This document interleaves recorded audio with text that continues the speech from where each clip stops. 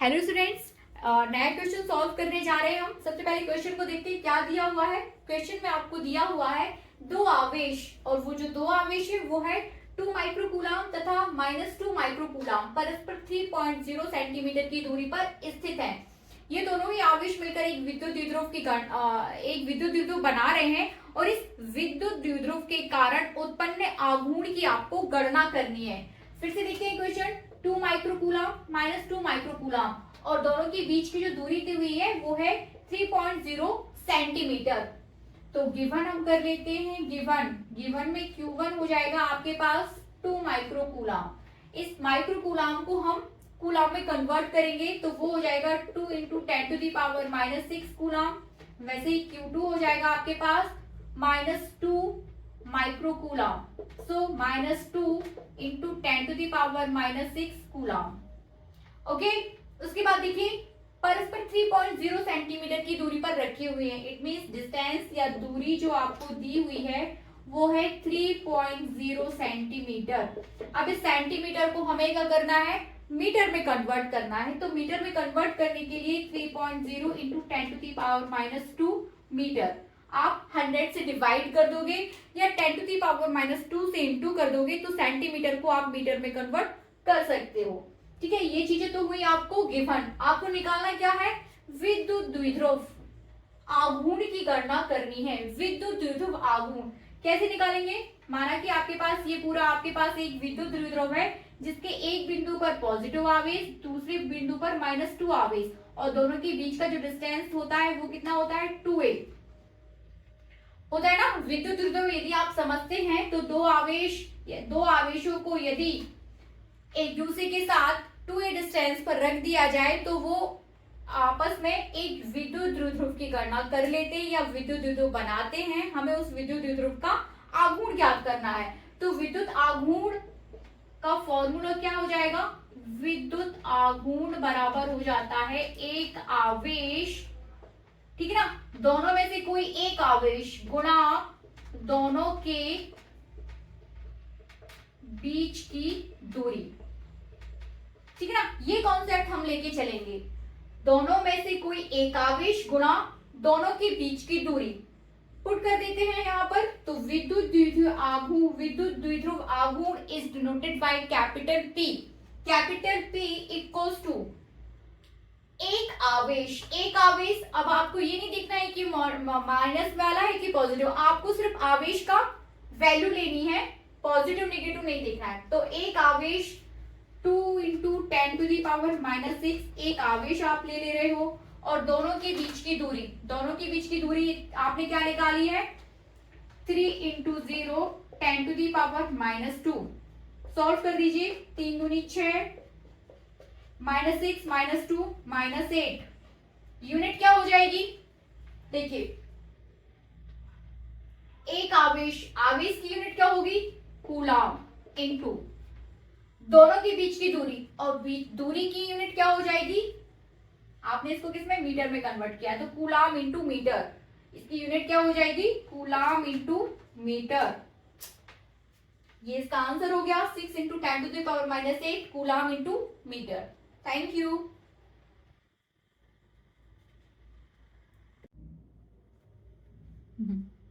Hello students, next question number 19 देखते हैं क्या है। दो आवेश 4 माइक्रोकूलम व -4 माइक्रोकूलम एक दूसरे से 10⁻⁻2 मीटर की दूरी पर स्थित हैं। इस द्विध्रुव की निरक्षीय स्थिति में इससे 0.3 मीटर की दूरी पर विद्युत क्षेत्र की तीव्रता की गणना करनी है हमें। ठीक है ना, तो फिर से क्वेश्चन देखते हैं। सबसे पहले देख लेते हैं गिवन क्या दिया हुआ है आपके पास, दो आवेश, ठीक है ना, दो आवेश Q1 एंड Q2, जिसमें से एक आवेश है आपके पास 4 माइक्रोकूलम और दूसरा है -4 माइक्रोकूलम। नो प्रॉब्लम, जो दिया है वो हम ले लेते हैं। आगे एक दूसरे से 10⁻2 मीटर की दूरी पर स्थित है, एक दूसरे से, ठीक है ना। यदि ये स्थिति है +Q और ये है -Q, तो एक दूसरे से कितनी की दूरी पर स्थित है 10⁻2। 10 टू द पावर -2 मीटर की दूरी पर स्थित है। तो डिस्टेंस आप ये जो दूरी है वो हो जाएगी 10 टू द पावर -2 मीटर। ठीक है, 10 टू द पावर -2 मीटर। इस द्विध्रुव, ठीक है ना, इस द्विध्रुव, इसका मतलब ये है कि आवेश Q1 और आवेश Q2 एक दूसरे के साथ मिलकर क्या बना रहे हैं, द्विध्रुव। और द्विध्रुव की परिभाषा ये है कि उन दोनों के दो आवेश एक दूसरे के साथ 2a डिस्टेंस पर रहते हैं, 2a।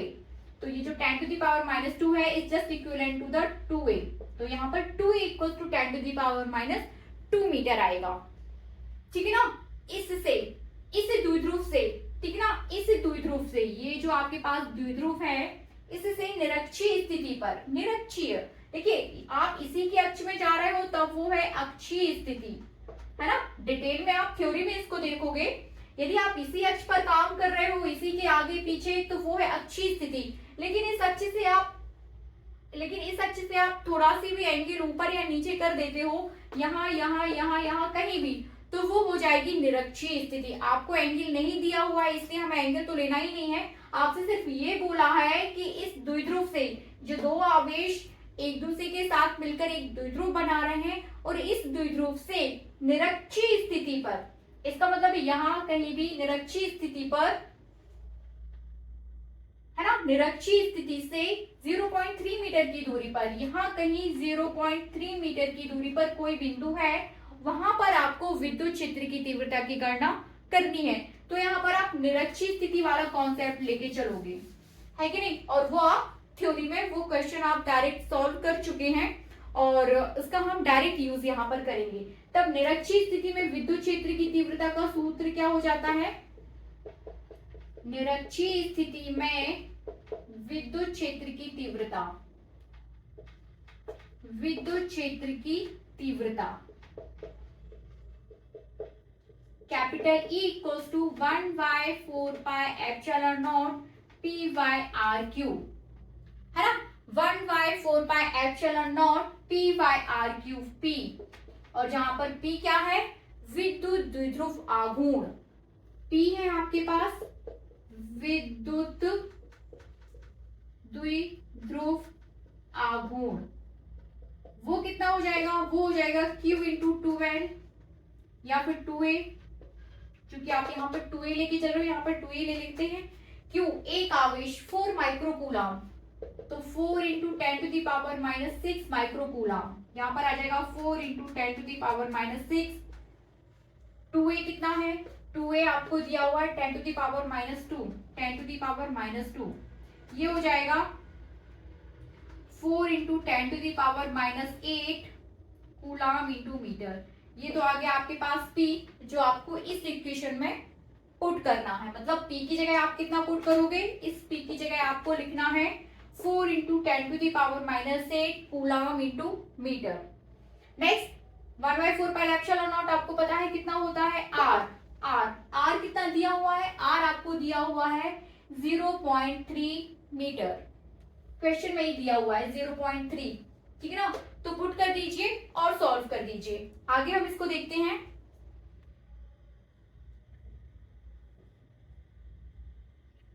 चलिए डस्टर हमारा दिख नहीं रहा है, छोटा सा पेज ही यहां से ले लेते हैं, ये रहा।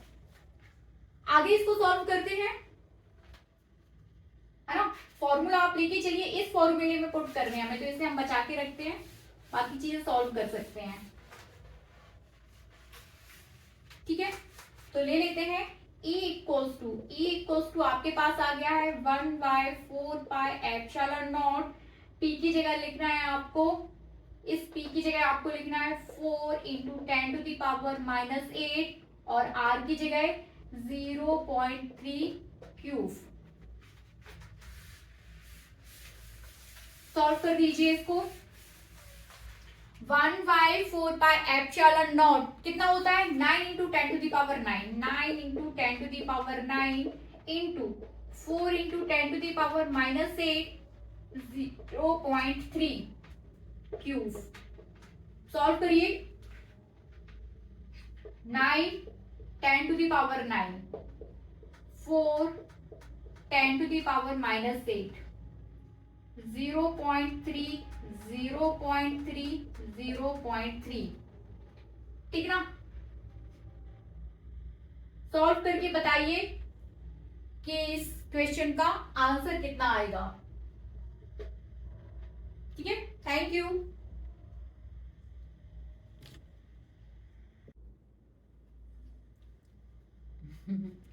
Hello students, next question solve करते हैं। क्वेश्चन नंबर 19 थोड़ा सा बड़ा क्वेश्चन है, लेकिन कॉन्सेप्ट वही है जो हम यूज कर चुके हैं। देखते हैं क्वेश्चन क्या है।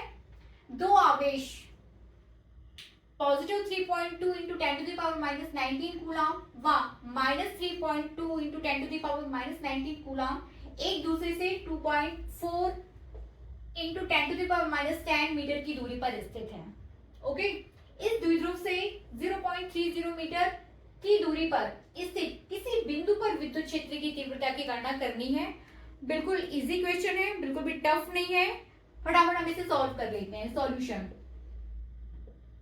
सॉल्व कर लेते हैं। दो आवेश, एक आवेश ये हो गया आपके पास, दूसरा आवेश आपके पास ये हो गया। एक है आपके पास 3.2 इंटू 10⁻⁻19 जो कि नेगेटिव पॉजिटिव है, और दूसरा हो जाएगा नेगेटिव 3.2 इंटू 10⁻⁻19। एक दूसरे से कितनी दूरी पर, एक दूसरे से 2.4 इंटू 10⁻10 मीटर की दूरी पर स्थित है। ये इन दोनों के बीच का क्या हो गया, डिस्टेंस। ठीक है ना। अब मिलकर द्विध्रुव बना रहे हैं तो सबसे अच्छा है हम आगे सॉल्व करने से पहले इस ये जो द्विध्रुव बना रहे हैं दोनों आवेश, इस द्विध्रुव के कारण उत्पन्न द्विध्रुव आघूर्ण की गणना कर लेते हैं। और द्विध्रुव आघूर्ण P इक्वल्स टू क्या हो जाता है, Q इंटू 2L या 2A। इट मीन्स एक आवेश गुणा दोनों आवेशों के बीच की दूरी। दोनों में से कोई एक आवेश जो कि हो जाएगा 3.2 इंटू 10⁻⁻19 इंटू 2A। दोनों के बीच का डिस्टेंस कितना है, 2.4 इंटू 10⁻10 मीटर। इस P को हम अपने पास सुरक्षित रखते हैं। ये हमने निकाल लिया P जो विद्युत द्विध्रुव आघूर्ण है, और वो हमारे पास कितना आया है 3.2 into 10⁻19 into 2.4 into 10⁻10 coulomb into metre. ये इसका यूनिट हो जाएगा कूलाम इंटू मीटर। ठीक है, ये हमने अपने पास सुरक्षित रख लिया। अब आगे बढ़ते हैं। अब इस द्विध्रुव से 0.30 मीटर की दूरी पर स्थित किसी बिंदु पर, ठीक है ना, दूरी कितनी दे रहे हैं आपको 0.30 मीटर की दूरी अपने पास सुरक्षित रखते हैं और आगे बढ़ते हैं। विद्युत क्षेत्र की तीव्रता की गणना करनी है, ठीक है ना। 0.30 मीटर दूरी पर विद्युत क्षेत्र की तीव्रता की गणना करनी है। कब, जब अक्षीय स्थिति में और निरक्षीय स्थिति में। इसका मतलब यह है आपको विद्युत क्षेत्र की तीव्रता की गणना करनी है अक्षीय स्थिति के साथ साथ निरक्षीय स्थिति में। आपको अक्षीय स्थिति में भी 0.30 डिस्टेंस पर जाना है और आपको निरक्षीय स्थिति में भी आपको 0.30 डिस्टेंस पर जाना है, ठीक है ना। अक्षीय में भी आप 0.30 मीटर की डिस्टेंस पर आप विद्युत क्षेत्र की तीव्रता की गणना करोगे, साथ ही निरक्षीय स्थिति में भी सेम उतनी ही डिस्टेंस पर आपको विद्युत क्षेत्र की तीव्रता की गणना करनी है, ठीक है। तो विद्युत क्षेत्र की तीव्रता की गणना करने जा रहे हैं हम। सबसे पहले आप अक्षीय स्थिति, हम दोनों ही फॉर्मूले को साथ में लेके चलते हैं, ठीक है। इसे सॉल्व करते हैं हम। इसे अपने पास सुरक्षित रखिए। 3.2 इंटू 10⁻⁻19 2.4 इंटू 10⁻10 है ना। आगे बढ़ते हैं। सबसे पहले अक्षीय स्थिति का फॉर्मूला देखते हैं। अक्षीय स्थिति, मुझे लगता है मुझे पूरा ही साफ कर देना चाहिए।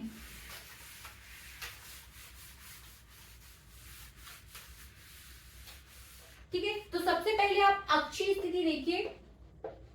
अक्षीय स्थिति, ये डायग्राम है आपके पास, प्लस क्यू माइनस क्यू, ये इसका बिंदु है। ये निरक्षीय स्थिति हो जाएगी और ये हो जाएगी आपके पास 0.30 पर स्थित कोई बिंदु P, और यहाँ पर भी आप बिंदु Q ले लो और ये हो जाएगा 0.30। एक आपको अक्षीय स्थिति दिखा देगा और दूसरा आपको निरक्षीय स्थिति दिखा देगा। तो सबसे पहले अक्षीय स्थिति में, अक्षीय स्थिति में विद्युत क्षेत्र की तीव्रता, विद्युत क्षेत्र की तीव्रता वो कितनी हो जाएगी, वो हो जाएगी E 1/4πε0 2πr³ है ना, 2πr³। पुट कर दीजिए 9 × 10⁹ 1/4πε0 की जगह हम कितना लिखते हैं 9 × 10⁹ 2, p कितना आया था 3 × 2 10⁻⁻19 into 2.4 into 10⁻⁻10 divided by r³। r कितना है 0.30³ सॉल्व कर दीजिए इसको। 9 × 10⁹ इंटू, इसको हम थोड़ा सा इजी कर लेते हैं, है ना, 2 × 3.2 × 10⁻⁻19 into 2.4 into 10⁻⁻10 0.30 0.30 एंड 0.30 सॉल्व कर दीजिए। और इसको जैसे आप सॉल्व करोगे तो आपके पास आ जाएगा 5.12 into 10⁻⁻17 है ना। पावर को आप एक साइड सॉल्व करिए, पावर्स नीचे की पावर्स को ऊपर लेके जाइए, पॉजिटिव पावर्स नेगेटिव पावर्स को एक साथ सॉल्व करिए, और बाकी जो इनटू है जो कट पिट सकता है उसे काट दीजिए और सॉल्व कर दीजिए। देन सॉल्व करने के बाद हमारे पास आएगा 5.12 into 10⁻⁻17। विद्युत क्षेत्र की तीव्रता की यूनिट क्या हो जाएगी, कूलाम पर मीटर। ठीक है, ये आपका सॉल्यूशन हो जाएगा किसमें, अक्षीय स्थिति में। अक्षीय स्थिति में विद्युत क्षेत्र की तीव्रता इतनी आएगी। अब हमें आगे देखना है निरक्षीय स्थिति में विद्युत क्षेत्र की तीव्रता। इसे साफ करने के बाद हम निरक्षीय स्थिति में विद्युत क्षेत्र की तीव्रता निकालेंगे।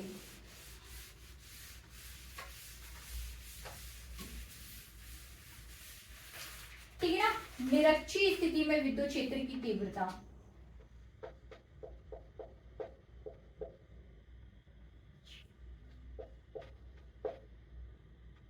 निरक्षीय, सॉरी लाइट चली गई।